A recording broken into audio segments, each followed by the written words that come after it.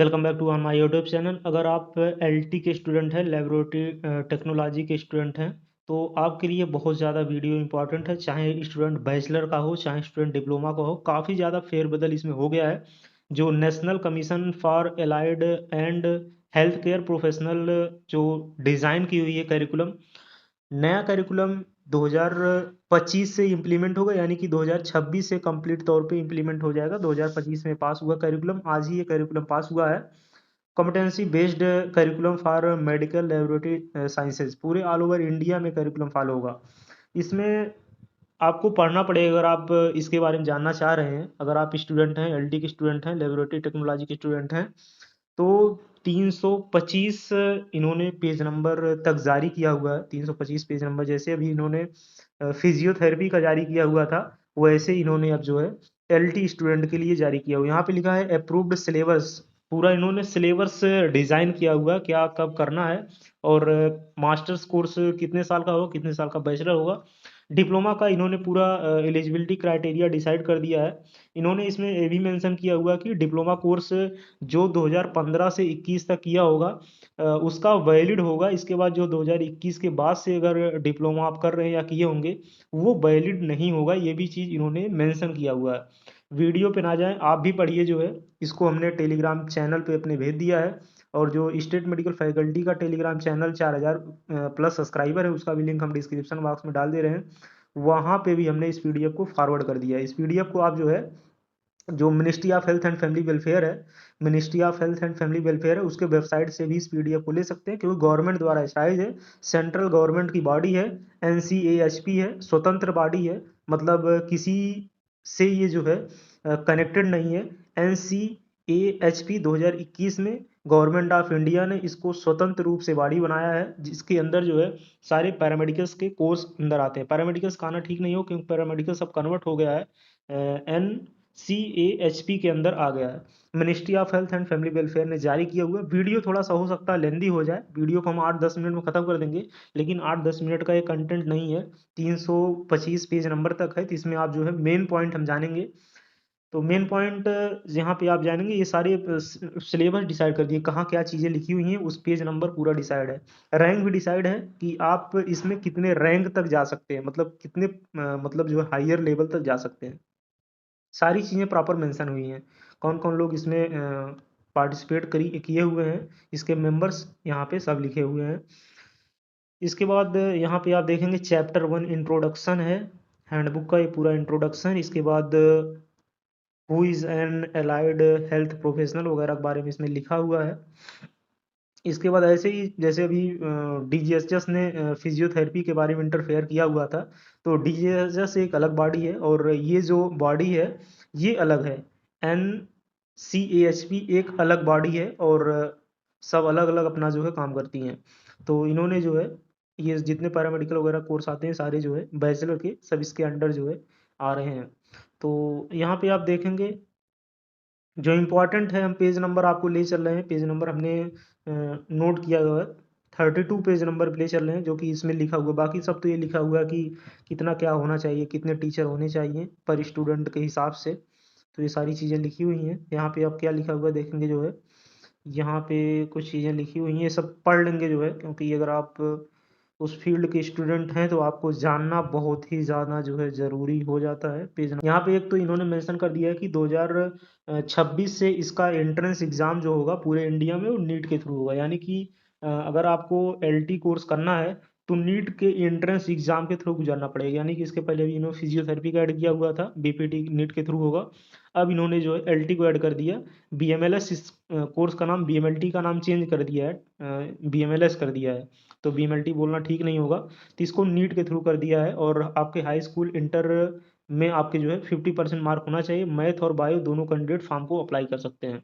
University and state entrance exam for admission in allied health care program, इन्होंने ये भी चीज़ mention किया हुआ है कि यूनिवर्सिटी भी इसका एंट्रेंस ले सकती है। इसका कहने का क्या मतलब है, university can be considered NEET appeared candidate along 50%, ठीक है। 10+2 बायोलॉजी फिजिक्स में ठीक है, ये होना चाहिए। या university state entrance examination for admission in allied health program, मतलब यहाँ पे इन्होंने दो ऑप्शन कह सकते हैं दिया हुआ है। एक तो इन्होंने बोला हुआ है कि इसके भी थ्रू होगा। एक तो उन्होंने बोला है कि यूनिवर्सिटी या स्टेट एंट्रेंस एग्जाम के थ्रू इसमें एडमिशन हो सकता है। इसके बाद remote biology method consider knowledge consider, ठीक है, ये चीज़ उन्होंने मेंशन किया हुआ है। इसके बाद हम आते हैं पेज नंबर 33 पे। इन्होंने ये चीज़ मेंशन की हुई है, डिप्लोमा के लिए जो है 2.5 साल का डिप्लोमा 6 मंथ की इंटर्नशिप इंक्लूडेड है इसमें। इसके बाद डिप्लोमा के लिए एक जहाँ और जिक्र किया हुआ है, पेज नंबर 35 पे आते हैं। कुछ पेज हमने नोट डाउन किए हुए इनके, पढ़ने के बाद नोट डाउन करना पड़ता है क्योंकि कुछ चीज़ें इधर उधर हो जाती हैं। यहाँ पे एग्जिट एग्जाम के बारे में इन्होंने जिक्र किया हुआ है, इसको आप एक बार देख लेंगे। एग्जिट एग्जाम के बारे में इन्होंने जिक्र किया हुआ है कि it was agreed upon an exit examination including testing of skill and competitions can be potentially conducted by third party agencies organisation and university, मतलब आइडेंटिफाई बाय इतना। ये एग्जिट एग्जाम जो है ये लिखे हुए हैं कि this can also evolve A licensor examination for all allied and health care professional. तो लाइसेंस वगैरह देने की बात कर, यानी कि एग्जिट एग्जाम देने की बात कर रहे हैं, जैसे कि इन्होंने जो है फार्मेसी वाले लगाए हुए हैं अपने डी फार्मा वगैरह में एग्जिट एग्जाम वगैरह होना चाहिए। पेज नंबर 44 पे इन्होंने मेंशन किया हुआ है, पेज नंबर 44 है।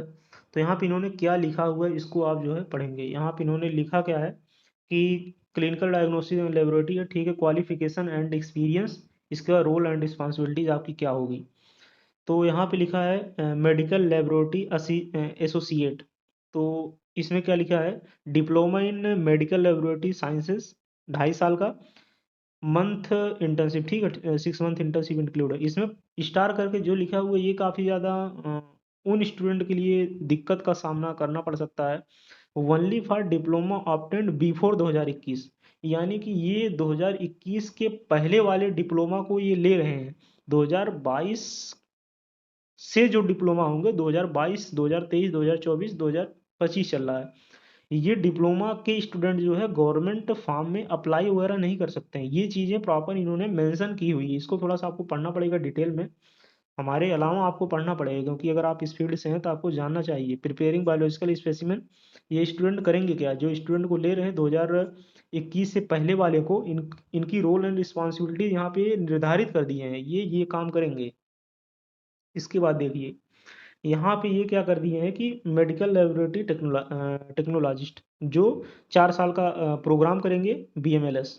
इसके बाद और या जो स्टूडेंट हैं डिप्लोमा बीएमएलएस 2 साल का कोर्स 6 महीने की स्टूडेंट, यानी कि डीएमएलटी की ये बात कर रहे हैं।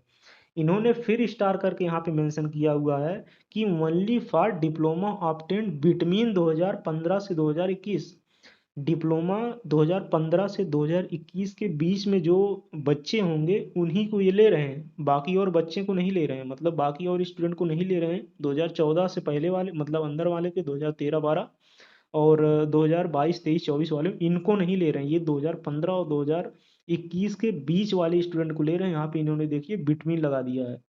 इनका कार्य क्या होगा, इनका कार्य यहाँ पे लिखा हुआ है medical lab technician performance more routine lab workers and, ये चीज़ें यहाँ पे इन्होंने लिखी हुई, इसको पढ़ सकते हैं। इसके बाद आप देखेंगे technical officer first, technical officer second की, यहाँ पे इन्होंने निर्धारित कर दिया है कि बीएमएलएस 5 साल experience plus clinical setting BMLS with 50% mark.